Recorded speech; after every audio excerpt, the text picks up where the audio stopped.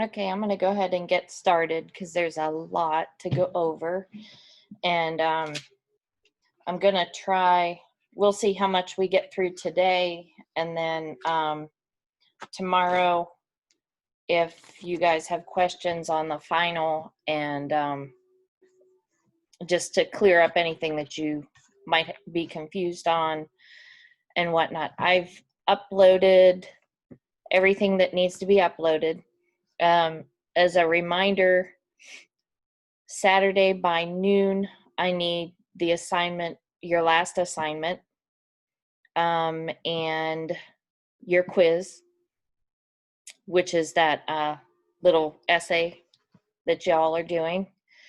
And then the only things that'll need uploaded from then would be the attendance and professionalism grades.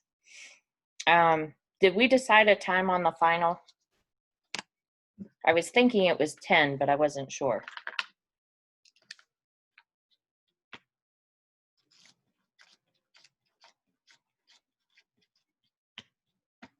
Okay, well, I'll set it for 10 then. And then I think it'll be 2 hours. And it'll be, it's 100 questions, and then we'll go from there tomorrow. What else was it? There was something else I was going to tell you. I think that's it. I worked to get everything caught up over the past couple days, so it should be caught up. Okay, let's get into endocrine. This is chapter what? Chapter 35. I want to make sure I open the right one.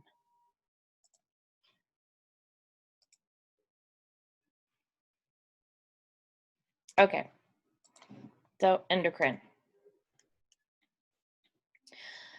This is one that if you guys make T-tables at all, this is 30, especially chapter 36, I would make T-tables of, because there are, as you saw from the videos, a lot of similarities, but yet a lot of differences between some of the diagnoses that we're going to be going through. And at least for me, I'll show you, I made my own little T-tables here to help keep me straight as well. So just as a review with the endocrine system, it is the system that controls all your chemical reactions and your hormone changes. And it can actually change your cell permeability to certain substances and let them cross or not cross cell membranes. And then it also works with cellular growth and reproduction. The pituitary gland is one of those that's, it's very complex. And I have right here kind of a little schematic on the hormones of the anterior pituitary gland. And it is pro athletes. So pro is the prolactin. Prolactin obviously is secreted in the breast granules, and that's just kind of a reminder of that. Athletes, ACTH, GOT, to remember gonadotropins, which is your FSH and your LH, 2, which is your thyroid stimulating hormone, and T4, and then GROW is your growth hormone. Sorry, I'm gonna mute my phone.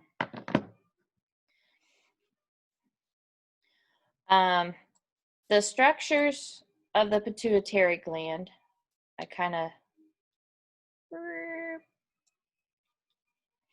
spelled it all out here for you, because it involves the pituitary hormones, the thyroid, the parathyroid, the adrenal, and the exocrine, or the endocrine pancreas. And there's a lot of roles that they play.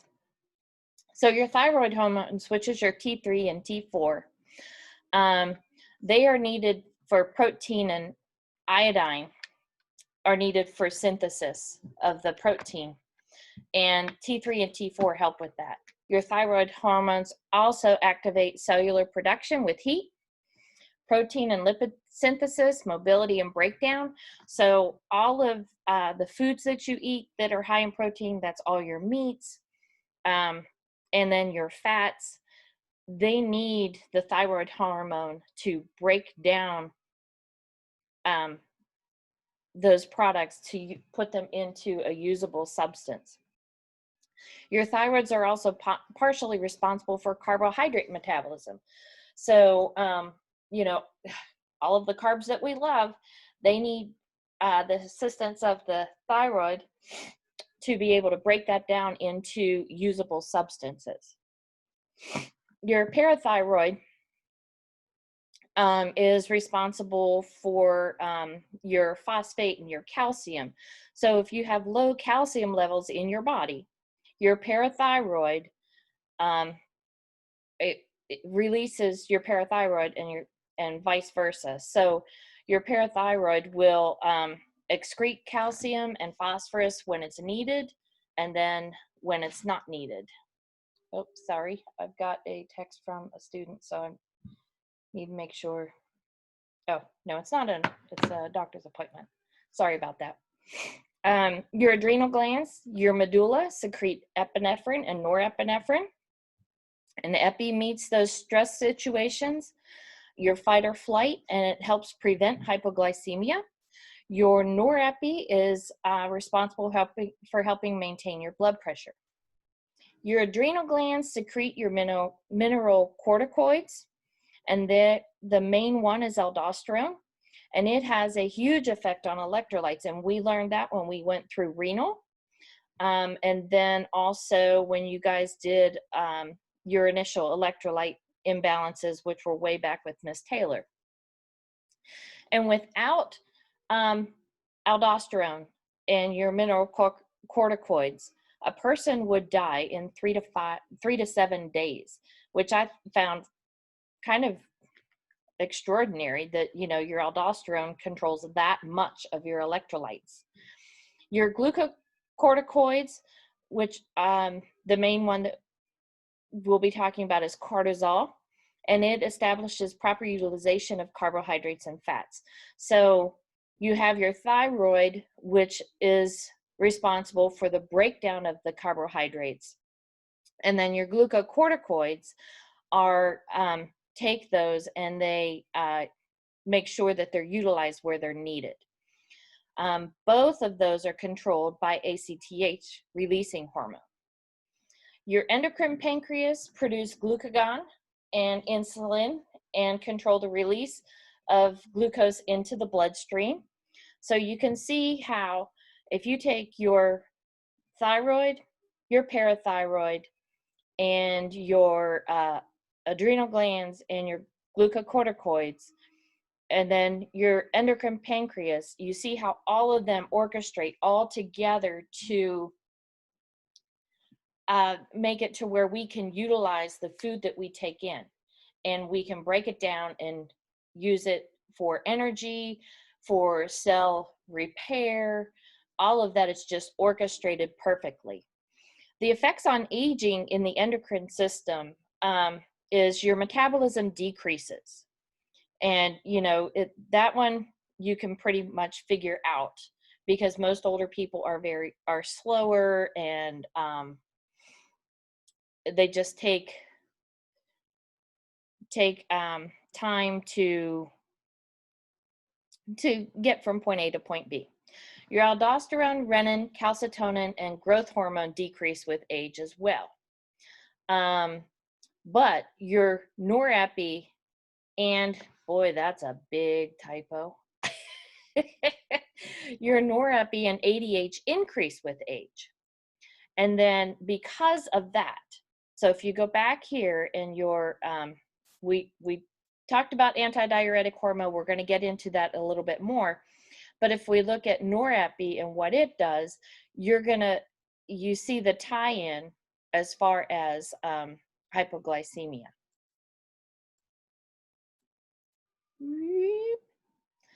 Okay, I'm going to turn to this. It's on page 825. My eyeballs are not, can't read this fine print here, so I'm going to look at my book. Okay, I want to make sure I get the right one. So in a situation where you have stress or low blood glucose, what happens is your hypothalamus is notified of this. When that happens, the hypothalamus secretes ACTH releasing hormone. When you have that ACTH releasing hormone, you also will, that sends to the anterior pituitary to secrete ACTH. You also will have high potassium concentration, low sodium concentration, and low blood pressure or volume. So this all happens together and congruently. Once your anterior pituitary secretes the ACTH, you have two different effects. The major effect is the adrenal cortex will secrete cortisol. When that happens, you will have increased blood glucose, increased protein metabolism, and you'll have an anti-inflammatory response be initiated.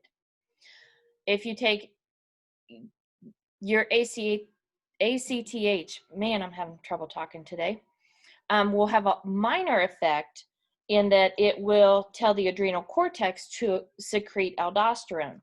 That aldosterone has an effect on the kidney tubules, in which we will secrete potassium. So up here we had low potassium concentration, or high potassium concentration, sorry. So the kidney now will excrete that extra potassium. It will reabsorb sodium. So up here we had low sodium concentration. So because of the adrenal cortex acting on the kidneys, it's telling you to reabsorb some of that sodium. And then it will conserve water and reduce urine and increase blood volume. So up here we had low blood pressure or low blood volume. The adrenal cortex is saying, okay, I'll take care of that, and I will conserve some water, conserve some sodium, which holds into some urine, and it will increase my circulating blood volume. Do you guys understand that?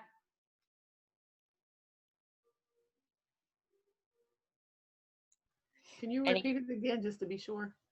Pardon me? Can you repeat the last part again just to be sure? Yeah. Okay. The part where the kidneys kick in? Yes. Okay. So up here in your initial fight or flight, what you're noticing is that your sodium concentration will be lower, your blood pressure volume may be lower, and you have higher potassium concentration. So when your ACTH kicks in, one of the minor effects is going down to the adrenal cortex, and this adrenal cortex will secrete aldosterone. And aldosterone is responsible in your kidneys to excrete potassium, reabsorb sodium, and just think wherever sodium is, water is. So it'll start concentrating water. And if you have more water in your system, in your circulating system, your blood pressure will go up. Does that help? Yes, thank you. Okay. So here we have the regulation of aldosterone and cortisol secretion. So in here you have the stress of, let me make sure I don't have anything down here. Okay, I didn't. You have the stress of stress itself or low glucose. And I'm going to throw that in because we're going to be talking about situations where we have high glucose and low glucose. So again, you've got low blood glucose, your hypothalamus is alerted. We have that same ACTH releasing hormone going to the anterior pituitary, going to the adrenal cortex, and then you've got target tissues to where you're increasing your blood glucose, your protein metabolism is increasing, and you have an anti-inflammatory response. On the other side, very similarly, as we just talked about, is you've got high potassium, low sodium, low blood pressure, the adrenal cortex is stimulated, and the kidney tubules, again, will increase your sodium, excrete your potassium, increase your circulating blood volume by conserving water and reducing urine. So this is very similar to the other one. It just has it's just telling you more or less that the aldosterone and cortisol secretion occurs a lot in the kidneys itself. This one here is, you can go two different ways, and I like this one because it takes you through high sugar and low sugar and how your body adapts to it. So again, I'm going to put my book in front of me. I'm going to start in the center, okay? Normal blood glucose should be between 70 and 100. And we're going to use this for our textbook numbers. Then what I'm going to do is I'm going to go downward first, and then I'll go upward. So I have a situation, for whatever reason, I have low blood glucose, whether I skipped a meal or I'm a diabetic and I took my insulin and I forgot to eat afterwards, or I just grabbed a quick snack, whatever. For whatever reason, my blood glucose dropped. Maybe I did eat, but I was involved in a lot of physical activity and didn't compensate for it. So my blood glucose level falls. So then what happened is somatostatin down here inhibits the release of insulin. So your body's saying, okay, I don't have enough sugar cubes, so I'm not going to kick out any insulin, because if I kick out some insulin, it's going to drop even more, right? So your body's, the somatostatin inhibits the insulin release. So then down here, where this is this goofy picture of the islets of Langerhans. It's a weird picture here. But your decreased glucose will stimulate the alpha cells to secrete glucagon. And remember, glucagon is that stored glucose. So you have low sugar, you've got the somatostatin inhibiting insulin, and then down here, you've got the alpha cells secreting glucagon. Then the glucagon stimulates non-carbohydrate conversion to glucose. And what happens is the glycogen converts to glucose in the liver. Then that glucose is released into the blood system and your glucose increases. Questions with low blood sugar, what happens?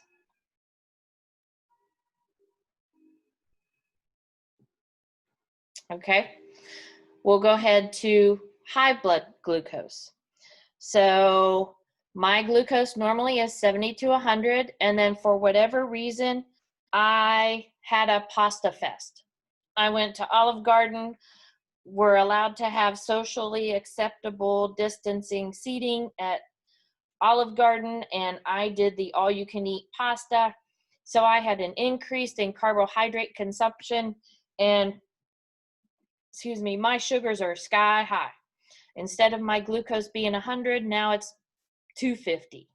Okay, so what it does is it stimulates those beta cells in the islets of Langerhans to secrete insulin. Your body secretes that insulin, and then here in the liver, you've got it. The insulin stimulates the uptake of glucose, stores that glucose as glycogen in the liver and your lovely adipose tissue, and then that decreases your glucose levels. So if you're going this way, you've got high glucose. So what it does is your beta cells in the islets of Langerhans secrete the insulin. The insulin tells your liver to hold on to some of that glucose as in the form of glycogen and in your adipose tissue, and let you bring your glucose levels back down to normal.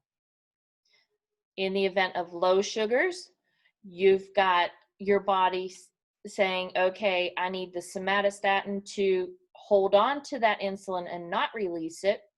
My alpha cells are going to stimulate the secretion of glucagon from my liver. The glucagon will be converted into glucose to bring my glucose levels up. Do you guys understand that? Yes. Okay, because that's going to be important when we start talking about diabetic ketoacidosis and things like that. Okay, this just has a picture of where the endocrine glands are located, and I think it's really cool. The adrenal glands are really, really tiny, and they sit on top of the kidney, but they have such a huge role in the body, as well as the pituitary gland, which is deep inside the brain. So causes of endocrine disorders. You can have a primary dysfunction or a secondary. So your primary is hyposecretion or hypersecretion for whatever reason. You can have tumors or inflammation. So if you have thyroid cancer, that's going to, I mean, it's right there. It's right next to your parathyroid and your thyroid and your hypothalamus. So it's all centrally located. So if you have a tumor or an inflammation in that area, that's going to cause a major disorder with your levels. You can have an infection. You can have an autoimmune response. And the secondary dysfunction might be caused by medications, a side effect of your medications, trauma. You know, you're in a car accident and something happens in your neck area, or hormone therapy. Your hormone therapy isn't where it needs to be. Diagnosis, how we diagnose this is we will do a thyroid panel, and in that thyroid panel will be your T4, TSH, T3, looking for abnormalities with that. Your parathyroid function, just, I mean, an electrolyte panel can tell you a lot. It can tell you if you're having issues with your parathyroid, because your calcium levels will be off as well as your phosphate levels, and those go hand in hand. Adrenal gland function, electrolyte panels will tell you a lot with that, because remember we talked about how it will control your sodium, your potassium, and sometimes your calcium and chloride. So just a simple BMP can tell you a lot about a patient. Also glucose levels with your adrenal gland function. Hormone levels, you can draw off your growth hormone, your mineralocorticoids, your aldosterone levels. Those can all be picked up and tell what the adrenal gland function is like. A 12-lead EKG. Okay, if I'm having electrolyte issues, I definitely want to get a 12-lead EKG, because if I've got high potassium or low potassium, remember potassium has that very small window of being therapeutic. It's 3.5 to 5.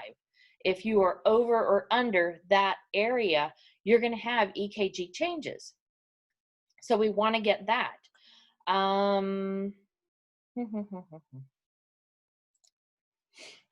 So when we get older, again, the effects of aging, and I know you guys are tired of hearing the effects of aging on all these different systems, and then you're getting it again in gerontology. It's because those are appearing on boards, and it's something that y'all really need to know. So I'll just leave it at that. But your pituitary gland tends to get smaller as you age. your thyroid will get lumpy and nodular. So sometimes you'll see like a big, other than the male's Adam's apple, you might see it a lot more prominent. Your hormones decrease or increase. We talked about how some of them will increase, and then like your reproductive ones will decrease.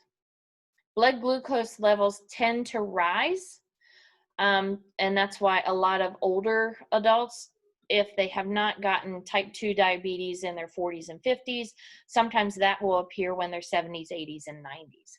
And then their thyroid hormones levels decrease. So, diagnosis of diabetes mellitus. I'm not going to go too much into normal diabetes mellitus. That is going to be covered in MedSurg 2. But for me to be able to talk about diabetic ketoacidosis and things of that nature, you at least have to have the foundation of what diabetes mellitus is and what it's defined as. So it is the presence of symptoms and a random glucose that is greater than or equal to 200, or a fasting glucose that's greater than equal to 126, or a glucose tolerance test that reveals a glucose that is greater than or equal to 200 2 hours after you receive that glucose. So glucose tolerance test most of the time is done with pregnant women to tell if they're going to have gestational diabetes, but they can do it in just regular adults as well. Most physicians, though, will use a fasting glucose of greater than or equal to 126, and then they will also do an A1C, which gives you a 3-month picture, because I can be really good the day or two before this is going to be drawn, so that my levels are okay. But an A1C, I can't fool. So an A1C will give me a picture of a 3-month a 3-month picture of glucose for a person, and it should be between 4 and 6. And it's been around for years, and I don't know why physicians don't get it versus this, but that's okay. That's them. So, okay, there's the A1C. I couldn't remember if I threw that in here or not. But the glucose tolerance test, what they do is they have them ingest a set amount of glucose purposefully to elevate their insulin secretion and tell if they're able to metabolize that. If they're not able to, then that's one of the diagnoses for diabetes. And I'll tell you, your patients aren't going to like it because that stuff is really nasty and super sweet. The hemoglobin A1C test, formerly called whatever this is, it measures the glucose over a period of many weeks, and I'm going to make that 3 months. And it's what it is it's the glucose that attaches itself to the hemoglobin A red blood cell molecule and remains there for the lifespan of the red blood cell. So if a red blood cell lasts for 120 days, that's the picture that you're going to get. And they use this to adjust patients' treatments. Okay. So I really don't want you to memorize this or anything, but I do want you to know that, when you guys get out into the clinical world, most of your patients will have a hemoglobin A1C drawn, and this gives you an idea of where we consider pre-diabetic and then where we consider type 2 diabetes. I will tell you these levels are changing, and they're actually making them smaller. So your pre-diabetes actually is closer to the 5 level versus 5.7 to 6.4.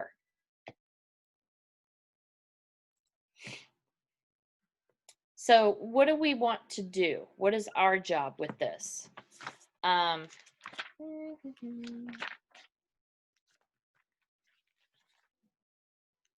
uh,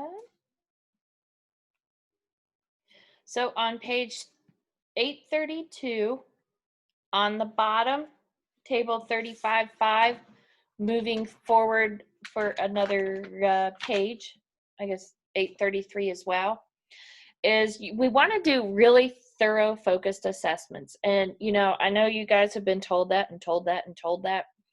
And, you know, when you get into the clinical world, it's easy to get caught up in, okay, this patient came in with, you know, a broken leg.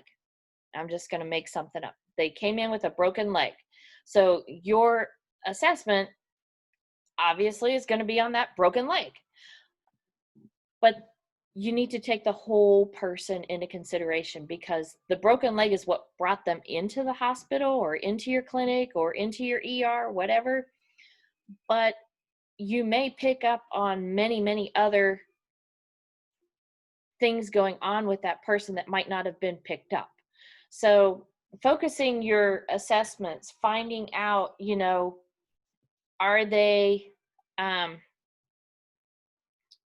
peeing a lot? Are they constantly thirsty? Do they drink enough? You know, it sounds really stupid, but with diabetes, I'll probably cover it here real shortly. I'm getting ahead of myself again. You've got the polys: polydipsia, polyuria, and polyphagia. So you've got the drinking a lot, I'm peeing a lot, you know, I've got fruity breath, you know, different things like that that may not, that's not what they came in for, but through your assessment, you've picked up on it. We want to look at, you know, how we're setting our goals. Community outreach. So if you have a patient who's newly diagnosed that's diabetic, are we putting them in touch with a dietitian on an outpatient basis? Are we putting them in, giving them the resources to, you know, there's classes out there for cooking for the diabetic so that they can alter how they stock their food pantry, how they eat on a daily basis, to where they can continue their life. Do we have them in touch with and make sure that they have a medic alert bracelet if they are a diabetic? So thinking outside the box and making sure that our assessments aren't just of what brought them to the hospital, but an ongoing thing, especially in the skilled nursing facilities, aka nursing homes. You know, they're there for life a lot of times. Sometimes they're there just for rehab, but either way, they have a very complex medical history, and we need to be cognizant of making sure that we're covering all those bases.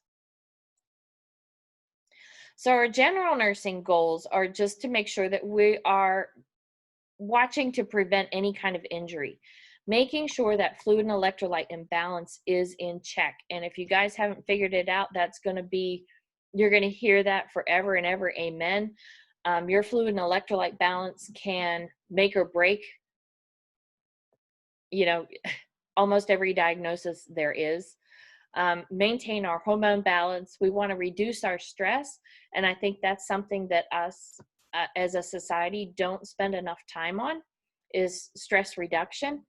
And then the use of effective coping mechanisms. So you know, if something that used to work for me to reduce my stress isn't working anymore, what do I need to adjust to make it to where I can get a handle on my stress?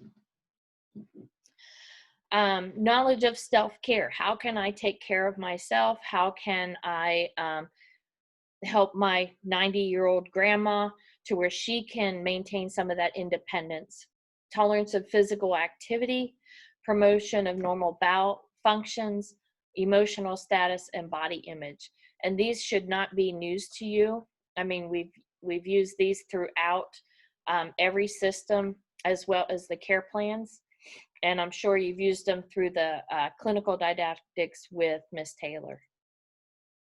So diabetes insipidus. This is, I'm going to reduce here. And, okay. It is copious amounts of dilute urine resulting from decreased production of antidiuretic hormones. So think of the word antidiuretic hormone should automatically tell you, if I don't have enough of antidiuretic hormone, my urine is dilute because I can't get rid of it. I'm holding on to it. Central diabetes insipidus, that's what this DI is, commonly a result from trauma of a surgery or surgery of the hypothalamus or pituitary gland. So remember, we talked about what the hypothalamus does and the pituitary gland. That's why I wanted to make sure you understood that, because if you have DI, it can be a result of a trauma. And when your patient comes into your ER, that's something you need to know. You can also have nephrogenic DI, which is a result of hypercalcemia or lithium toxicity that makes the kidney resistant to ADH, antidiuretic hormone. So if you have a patient who has thyroid cancer and their calcium levels are very, very high, they're actually at risk for developing DI because of that. Or if you have a psych patient, and I know you're doing this with Miss Melody, and your psych patient is on lithium, this is something that they need to know, is what are the signs and symptoms of DI? And when do I need to let somebody know? Because if they're noticing they're peeing and peeing and peeing, and their urine is, not concentrated at all, there's no yellow color to it at all, that's something that they need to let their provider know, because their lithium level might have tipped over into that toxic level stage. So see how, though we're talking about med surge, we're tying in some things with mental health. So signs and symptoms of DI. You have profound diuresis and excessive thirst. So your diabetic who is newly diagnosed will have the polys. They'll have polyuria, polyphagia, meaning they're constantly thirsty, they're constantly peeing. Well, this is even kicked up a notch. This is nonstop. All they want to do is drink and drink and drink and drink. And then they're peeing and peeing and peeing and peeing. But what you're going to notice is they're going to have progressive weakness. They're going to be tachycardic and hypotension. So I want to give you a way to remember these two is if I am peeing all the time and I'm constantly thirsty. Okay, if I'm peeing all the time, I'm not going to have as much circulating blood volume. If I have decreased circulating blood volume, I'm going to be hypotensive. If I'm hypotensive, I'm going to be tachycardic because my heart is trying to make up for my low blood pressure. And if I have these two, I'm really weak because I'm tired. I'm constantly, if my blood pressure is low and my heart beats fast, I'm going to be weak as all get out. The weight loss comes from this profound diuresis. And then the constipation as well comes from this profound diuresis. I'm going to be peeing everything out, so I'm going to be losing more weight because I don't have as much circulating blood volume and not enough fluid that's staying in my system. I'm going to be constipated. This diuresis, just to give you an idea of how profound this is, we talked about 30 mLs per hour being the normal urine output for an adult.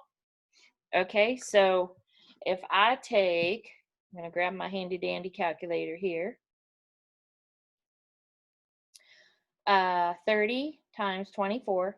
So a normal 1 day, 24-hour output should be about 720 cc's to a liter per day. With DI, we're talking about 30 to 20 liters per day. So that's 20 times 20, 20 liters. I mean, that's unreal. So when it's profound, I mean, it's really profound. So how do we treat it? Well, first of all, you really want to replace those fluids. And sometimes you're replacing those fluids hourly. You know, they're going to have you calculate what the urine out is. You already know the IV fluids going in, and you're going to be replacing. So say your IV is going at, I'm making up total numbers here. Say your IV is going at 125 an hour. And your urine output, they'll probably have a Foley because you're going to need to keep track of their output. Say their output is 500 cc's in that hour.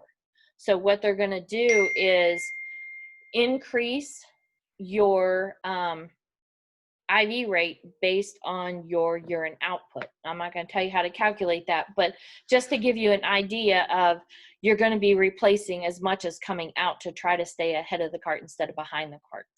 You may be replacing hormones, depending on which ones are out of whack. And then your desmopressin, that is, and vasopressin, those two, they will also give in the presence of DI. And then hypertonic saline. So this would be your 3%, and your D10. So a hypertonic saline, and what this is trying to do is pull water back into your circulating blood volume instead of being extracellular. And then strict INO. SIADH, you have excessive antidiuretic hormones. You have fluid retention, and it results in hyponatremia. So because I'm holding on to all of this, I'm going to have hyponatremia. I'm going to be waterlogged. We diagnose this by urine and serum osmolality, and BUN, and HNH and creatinine clearance. And a lot of these will be dilutional. Okay, I'm going to move to the next chapter, which is 36. And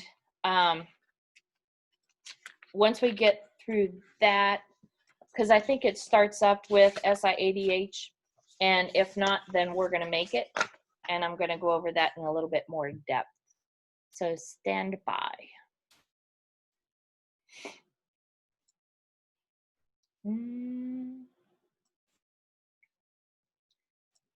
Okay.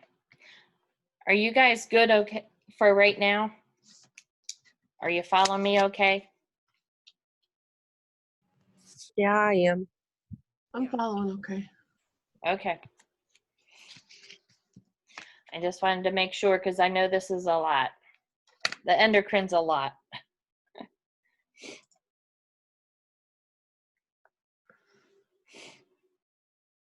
Okay.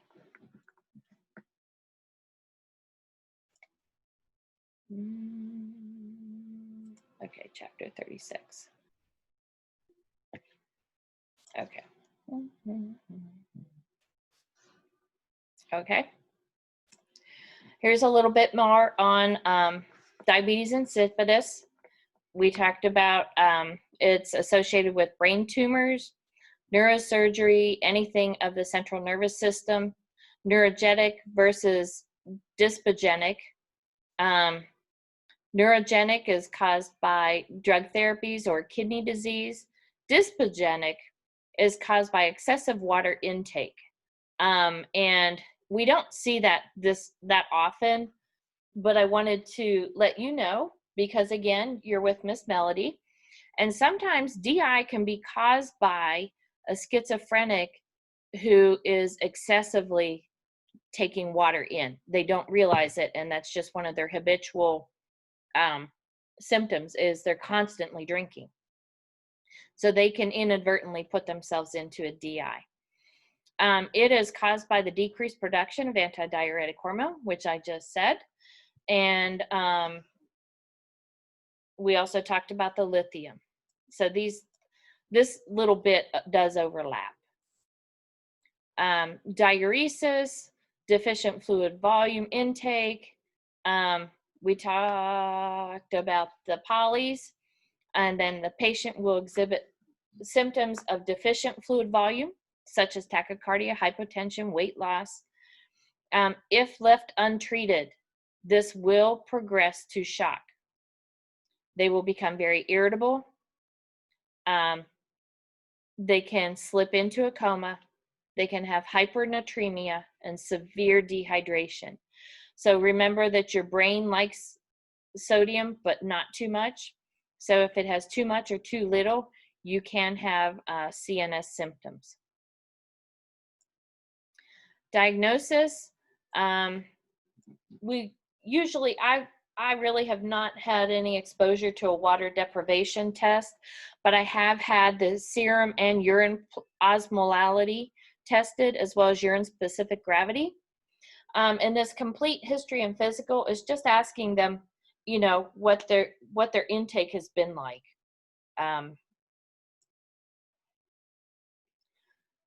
So how we treat it again is we will replace fluid and electrolytes, hormone therapy, desmopressin acetate is the drug of choice to replace the antidiuretic hormone that is missing. Another hormone is vasopressin. Your fluid replacement is with hypertonic solutions, and I have them spelled out here for you. And then you may also have to replace some other electrolytes like the potassium.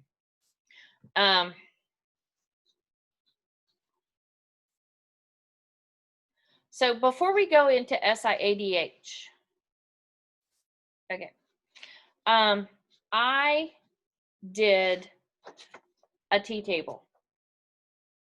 And what I did with this is I took diabetes insipidus and SIADH side by side on a piece of paper and drew a line. So I'm going to go back and forth between my PowerPoints and what I have written out.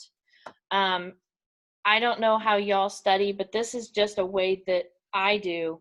And I'll probably reiterate this several times during this session so that I make sure that you understand what we're doing and what we're talking about. And I really like how, I don't even know her name on the videos that I put up. I like how she went through and she pretty much did the same thing, broke it up into DI versus SIADH, because they are very similar, yet there are some differences. So SIADH is you have too much antidiuretic hormone. It is the first sign and diagnosis of lung cancer because it's overproduced in the lung. It's present in infection or damage to the pituitary gland. And then some medications can cause this, as well as Guillain-Barré, which is, it's a chronic condition.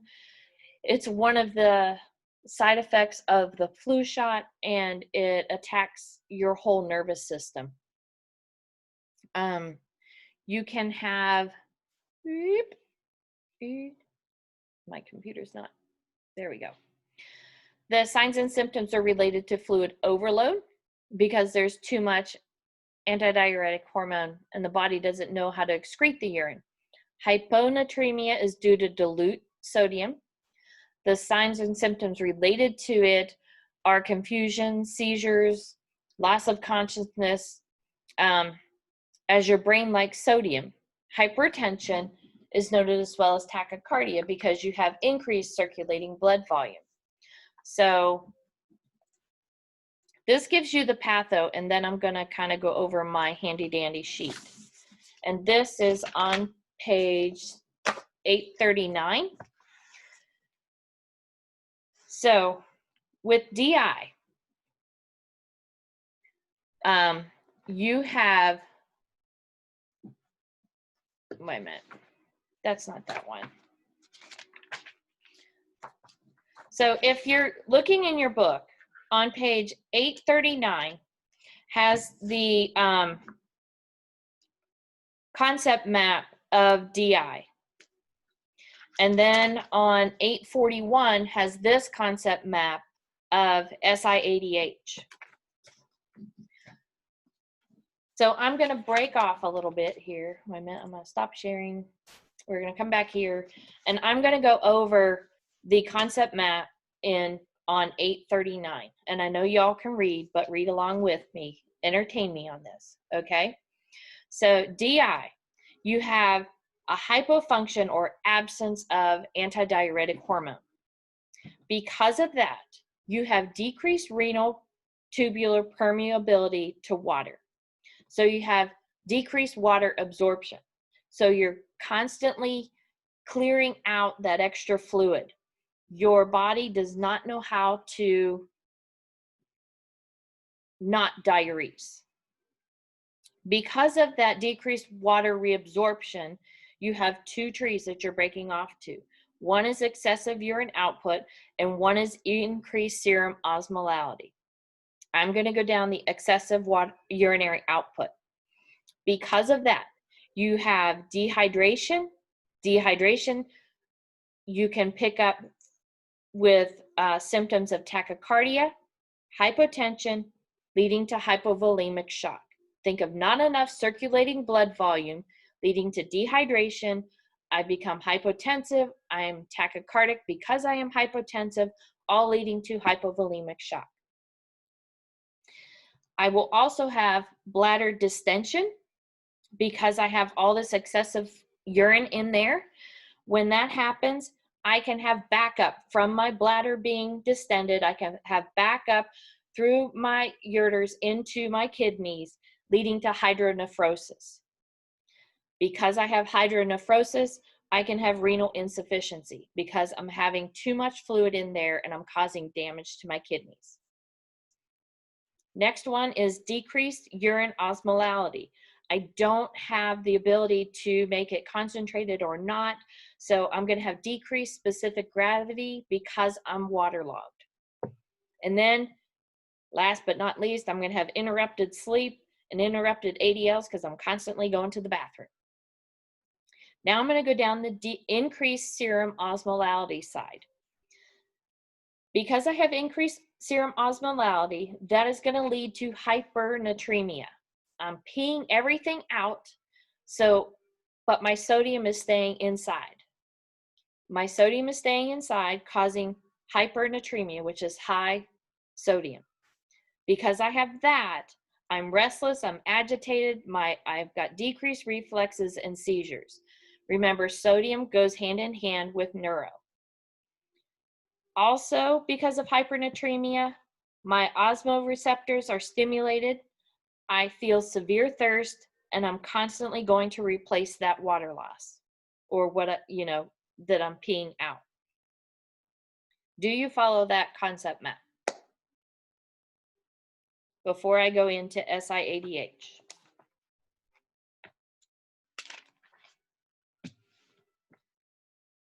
Okay. So now with SI-ADH, remember the function of antidiuretic hormone is to regulate water in the body, constrict your blood vessels. It works in the kidneys and the renal tubules. It is produced by the hypothalamus, and it is secreted by the posterior pituitary gland and stored.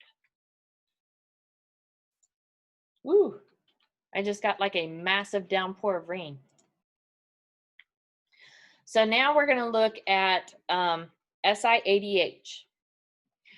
So thinking about what ADH is, and like I said, I have written down here exactly what ADH is, and that's just to keep myself straight. With antidiuretic hormone, with SI-ADH, you have increased levels of antidiuretic hormone. Okay, so you have increased renal tubule permeability to water. This causes you to increase water reabsorption. So because I have too much antidiuretic hormone. It's not allowing me to pee. It's increasing my renal tubules to hold on to that extra water. I have increased water reabsorption. So what's going to happen, and it breaks down into the two sides, is I have decreased urine volume because my body's holding on to it. I have increased hyperosmolality in my urine, and I have increased urine sodium, leading to decreased aldosterone. Then I go to the other side over here. Because I have increased water reabsorption, now I have more blood volume circulating. I have increased serum hypoosmolality, causing dilutional hyponatremia. So if you think about it, I'm holding on to all this extra water. I have more circulating blood volume, which is going to mean what? I'm going to have hypertension. Because I'm holding on to all this extra blood volume, I'm now diluting my sodium. Because I'm holding on to my sodium and I have low, my sodium's getting diluted out, I'm going to have neurological symptoms, meaning I'm going to have anorexia, I'm going to be irritable, I'm going to be confused, disoriented, and possibly seizures. So how we diagnose this is, again, the urine sodium osmolality test, looking at our BUN, hemoglobin and hematocrit, and creatinine clearance. Your BUN and the BUN will be altered. Your hemoglobin and hematocrit will be dilutional, so they will come back actually low. Our nursing treatment, we're going to correct the underlying cause. So whatever caused us to go into SIADH, we want to fix. So if it is a medication that caused us to do this, if it's a tumor, whatever it is, we want to fix that underlying cause. We want to restrict your fluids to 500 to 1,000 per day. So this cup right here is, I think, a 20-ounce cup. So what, 20 times 30? So I could only drink this the whole day. I don't know about you, but that's a really tough feat because I constantly want to drink. We want to give sodium chloride. Because our sodium's low, we need to replace it. And then we also want to give diuretics. We want to make them diurese, but we also want to replace their sodium. Okay, before I go into this, I want to review. Okay, because like I said, this is a big concept. So, going back down, SIADH, DI, side by side. SIADH is too much antidiuretic hormone. DI is not enough antidiuretic hormone. The symptoms for SIADH with increased antidiuretic hormone, it is the first sign of lung cancer. It is overproduced in the lung. Infections can be it. You can have damage to the pituitary gland. Medications can cause it, and Guillain-Barré. With DI, which is not enough antidiuretic hormone, some of the causative problems could be a kidney problem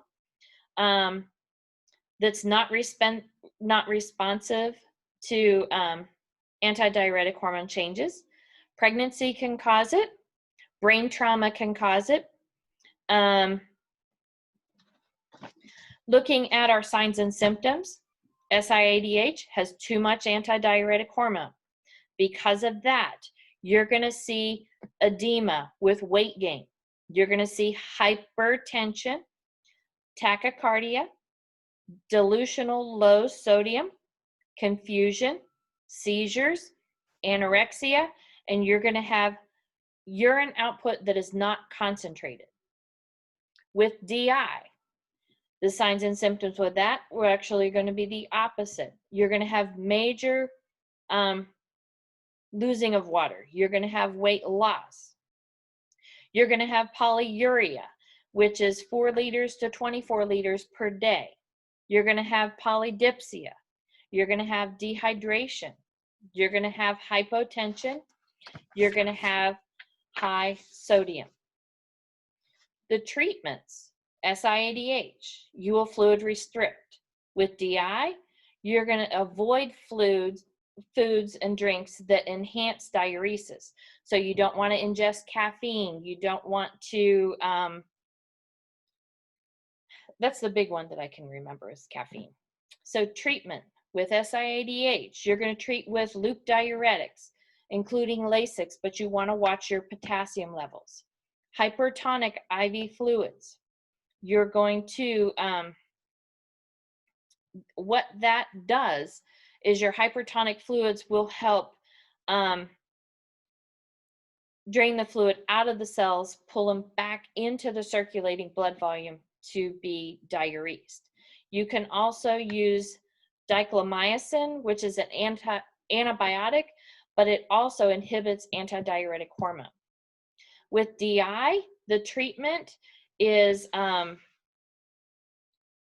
chlorproxamine, which increases antidiuretic hormone, and it can also decrease glucose. But the one that's used more frequently is desmopressin, which is a form of vasopressin, but you have to watch for signs and symptoms of hyponatremia. So does that help having it side by side? Because that helped me keep it a little bit more straight.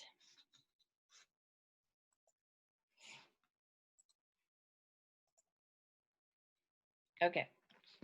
So the regulation of thyroid hormone secretion. This is done mainly by your hypothalamus, and it does your thyrotropin releasing hormone. And from there, you'll have your it inhibits, that you have an inhibitory effect.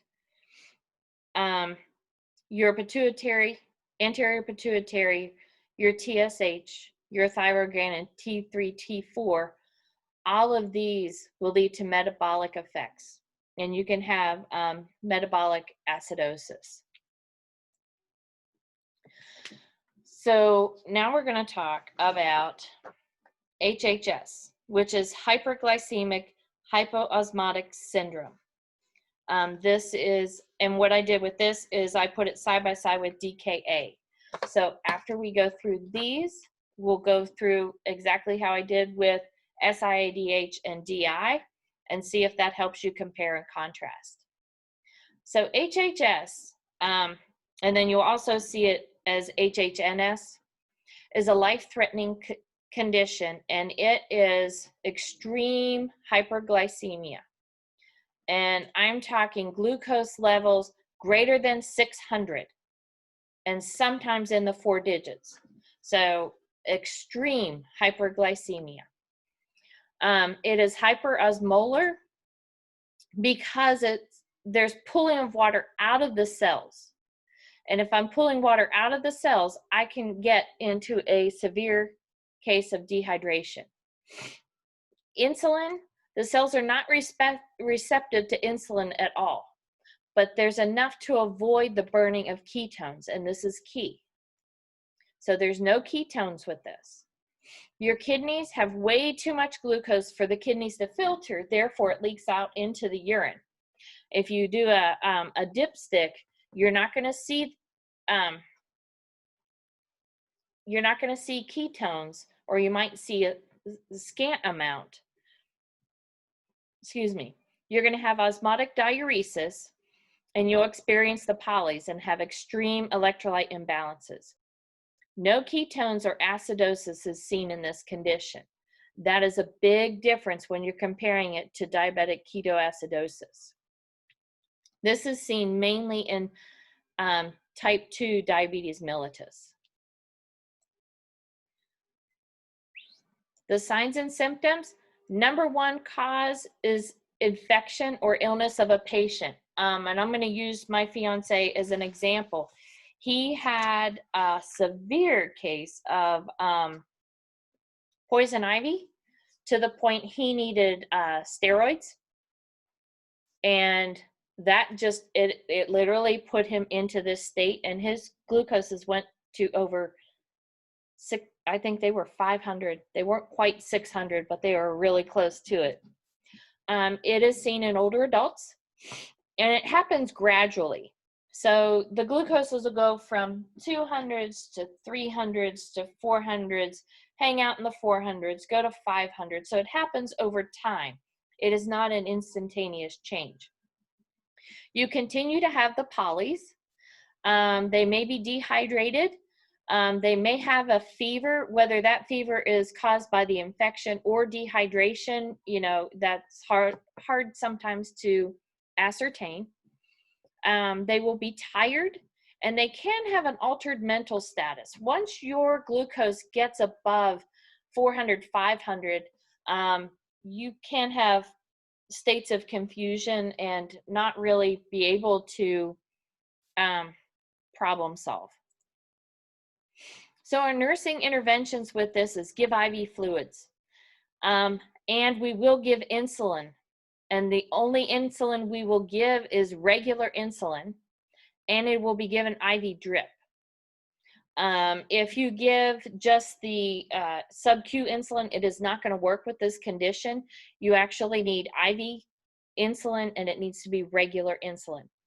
We're going to check our potassium prior to starting this infusion, and frequently during the infusion, to make sure it stays above 3.3, because sometimes you will have those fluid shifts, and your potassium can drop without you noting it, and you can also drop your glucose levels pretty quickly. You don't want to drop it quickly, because what will happen is you will end up with cerebral edema and increased intracranial pressure, and then we go down the whole neuro end of this. On the contrast, DKA, which is diabetic ketoacidosis, glucose, your fuel cells for energy are greater than 300. Insulin, there's none in DKA. It takes glucose into the cells. Liver and glucagon, the liver breaks down the glucagon into glucose. Ketones is what your body uses fat for energy, and it breaks down this, and it leads to ketones and acid within the body. Your pH will be less than 7.35. You will have electrolyte disorders, and this mainly occurs in diabetic type 1. Causes, this is undiagnosed diabetes mellitus. So this is usually what brings the patient to the ER. I will use my niece as the example. When she was 8, she was just really, really confused. She was thirsty. She was drinking like a fiend, and she started talking and not making any sense. She would be having a conversation, and then she would be derailed and talking about something else. And her breath was super, super fruity. When they got her to the ER, they checked her glucose, and it was over 800. So this is usually one of the things that brings the patient to the ER with undiagnosed diabetes. And it's when the body's demand for insulin exceeds that of normal levels. Certain medications, such as thiazide diuretics, can cause this, as well as steroids. Excessive dieting. So sometimes those patients who are following the Atkins diet, this is one of the side effects of the Atkins diet if you are not careful. And then a non-compliant diabetic. Signs and symptoms that happen with this, it happens very suddenly. So when we were talking about HHS, the glucoses are gradually increasing, and they eventually get over 600. This one happens very suddenly, and the glucose is over 300. You have the polys, dehydration, nausea and vomiting. You can have, boy, I can't spell, abdominal pain, Kussmaul's breathing, And this Kussmaul's breathing occurs because it's a side effect of metabolic acidosis, which happens with diabetic ketoacidosis. Fruity breath and confusion. So how we treat it is we do a lot of education on our patients. Once we get them through this critical stage, we will educate them on the things that can cause this and why it's important to be compliant with your diabetes, and have them watch their ketones when they're at home and their glucoses, especially when they're sick. And if any of these signs and symptoms start arising, they need to let their provider know. We're going to give them IV fluids, which will be normal saline and half normal saline. We will also start them on an insulin drip and watch their potassium levels, because insulin causes the potassium to move back into the cells and they can decrease. And then I'll go over that one in a minute. So I got my handy dandy sheets again, looking at them both. So I'm going to run down each one again. I want to make sure you understand it. If you don't, please let me know. Okay, starting out with HHS, hyperglycemic hyperosmotic syndrome. It is life-threatening. It's extreme hyperglycemia. So diabetic ketoacidosis is hyperglycemia greater than 300. HHS is extreme, so we're over 600 or higher. Therefore, I'm hyperosmolar, causing dehydration. There is no ketones. That's key when you're trying to differentiate between the two. HHS has no ketones, diabetic ketoacidosis does. The pathophysiology behind HHS. There's glucose in the body, but the body's resistant to insulin. Because it's resistant to insulin, the glucose levels just keep on rising. Hyperosmolar, because pulling water out of the cells can lead to dehydration. Insulin, the cells are not responsive to insulin. So your body might be kicking out insulin, but the cells are saying, you're not getting in here. We're just going to keep on rising. They have like this shell, not letting insulin do its job. There is enough insulin that is allowed in, however, to avoid using ketones. Okay? Your kidneys have way too much glucose to be able to deal with it. So what it does is it spills over into the urine. You have what's called osmotic diuresis, and that's your polys. And then you'll have electrolyte abnormalities. Because I'm peeing out so much, I can dehydrate, I can have electrolyte imbalances, and it's just my kidney's way of getting rid of the extra glucose. So there is no ketoacidosis and no acidosis at all with HHS. Just heavy-duty, high glucose levels. It is seen mainly with type 2 diabetes. The causes for it, the number one cause is illness or infection, especially in an older adult, and it happens gradually. The signs and symptoms you're going to see with HHS, your glucose is over 600. You have polyuria, polydipsia, dehydrated, fever, fatigue, and change in mental status. So what are we going to do? We're going to give IV fluids to help shift the fluids.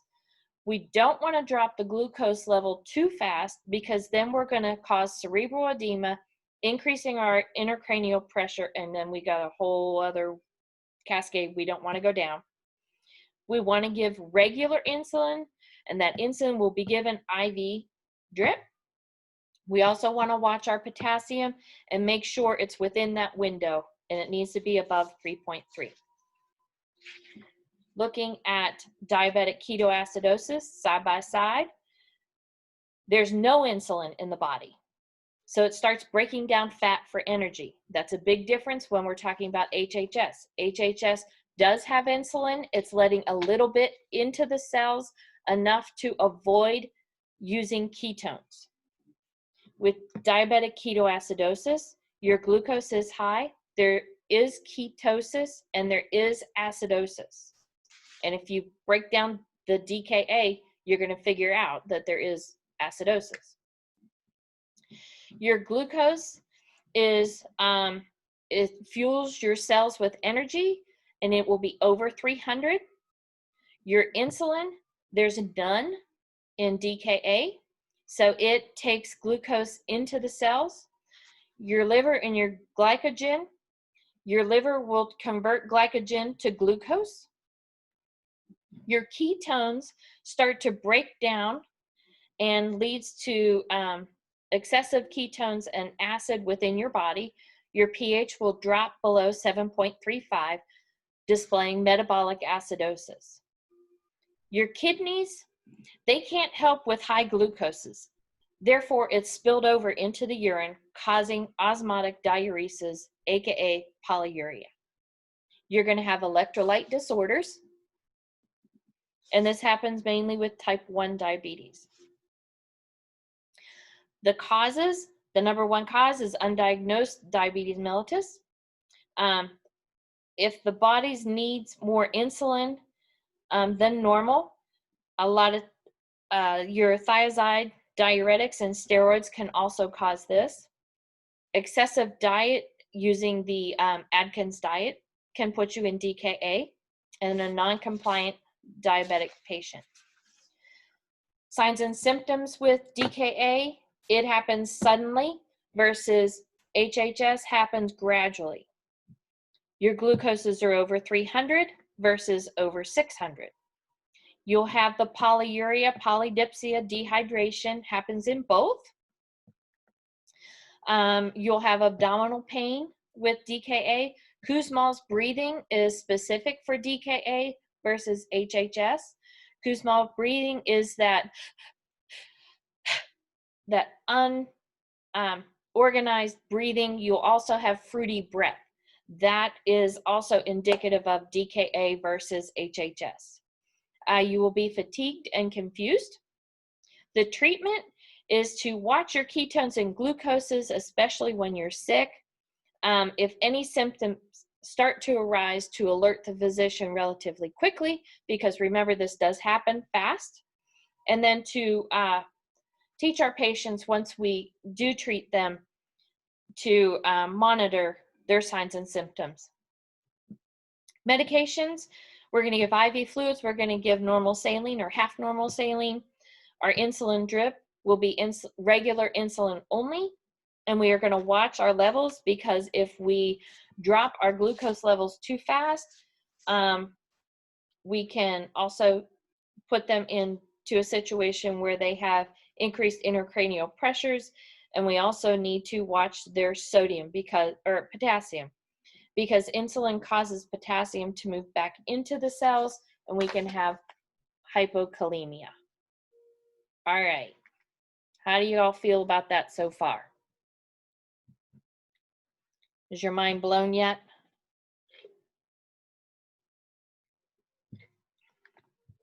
What I would suggest is making tea tables, putting them side by side, and you'll be able to see the differences between them.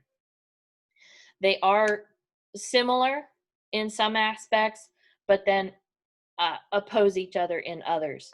So the tea tables really helped me.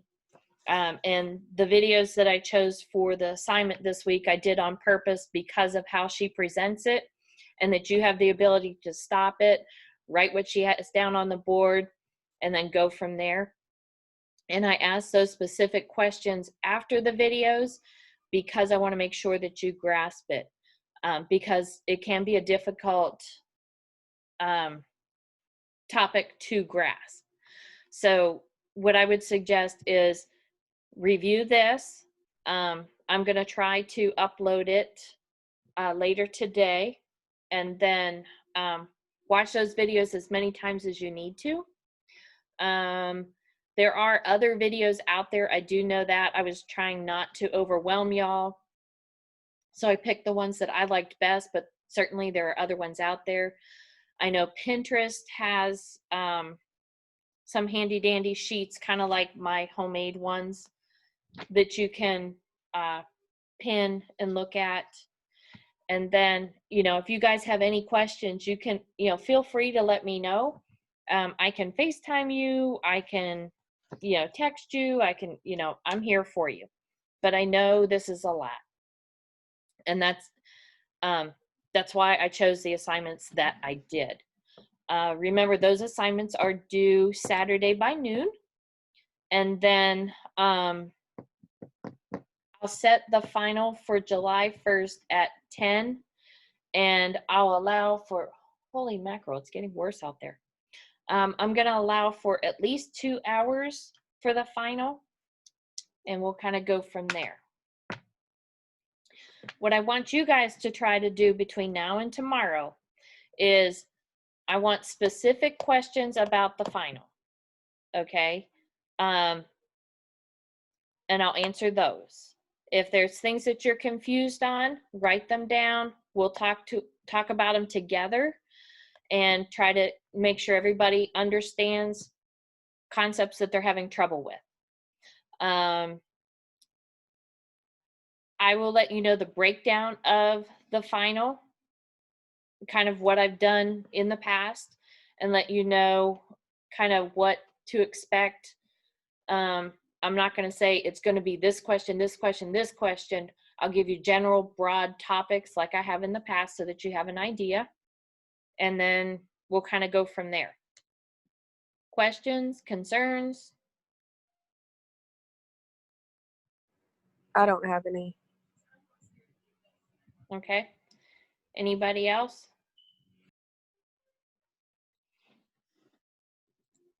Okay. Well, I will see you tomorrow then, and let me know. Okay? Okay, see you tomorrow.